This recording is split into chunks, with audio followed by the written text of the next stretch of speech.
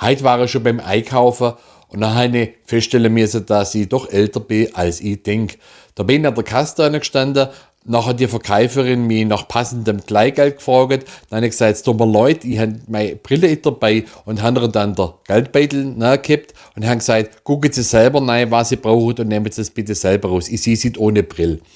Und dann ist mir aber auch so gekommen, warum hat eigentlich die EU diese Münze so gestaltet, dass man sie nicht auf Anhieb unterscheiden kann, auch mal ohne Brille. Jetzt mal im Ernst. Es gibt Länder wie Großbritannien, die haben zum Beispiel auch eckige Münzen. Wieso kann man die 1-Cent-Stücke oder die 2-Cent-Stücke nicht eckig machen oder ein Loch rein da? Also da sind sie schnell dabei, wenn es darum geht, dass man eine Mindestgröße für Banane einführt oder ein Mindestdurchmesser für Spargel. Aber wenn es um Münze geht, da fehlt ja die Kreativität. Aber wisst ihr was? Beim nächsten Mal, da bin ich vorbereitet auf so eine Situation an der Kasse. Da habe ich meine Stirnlampe dabei und meine Lupe. So, bis zum nächsten Mal, macht's gut, tschüssli und ade.